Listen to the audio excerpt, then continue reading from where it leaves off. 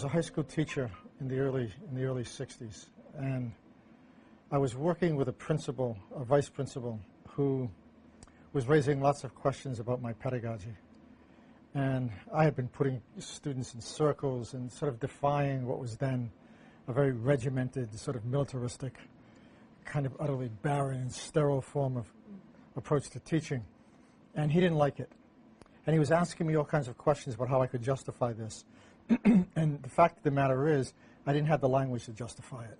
I felt it was right, but I couldn't really talk about it in a way that was convincing. And somebody had given me a copy of Paulo Freire's Pedagogy of the Oppressed, in which all of a sudden I had a language that allowed me, in a very fundamental way, to sort of not only explain what I was doing, but to get a greater sense of why I was doing it.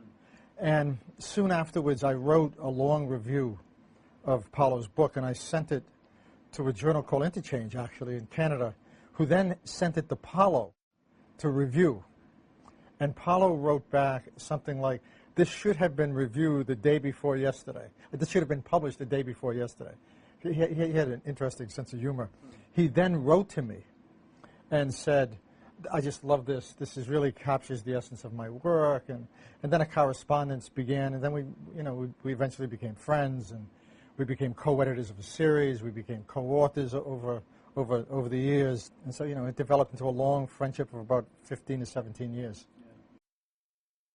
I think around the theory practice issue, I think it's a genuinely important question. I mean, many teachers really don't understand two things, right? They don't understand the relevance of theory for what they do.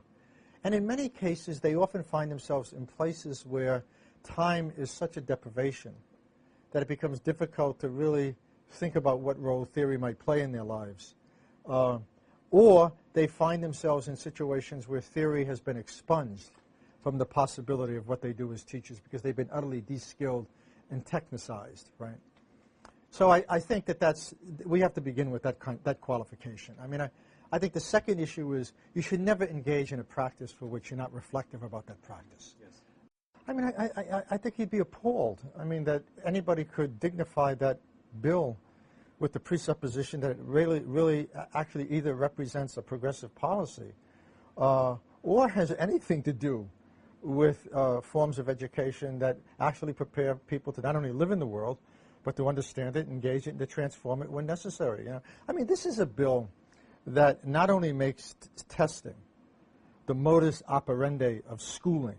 In other words, it imposes a model on education that is fabulous for measuring the heights of trees, but has almost nothing to do with raising the most fundamental questions that drive education. Why are we there? What is knowledge for? How does it relate to democratic public life? What does it mean in terms of providing the conditions for forms of individual and social agency? How does it address questions of injustice? How does it make us better citizens? How does it close the gap between the poor and the rich? How does it prepare us for a global democracy? These are questions that are absent from No Child Left Behind. And that absence is really what defines it. Actually, that absence is so powerful. It so strips schooling of any kind of political and moral imperative that it renders it utterly instrumental.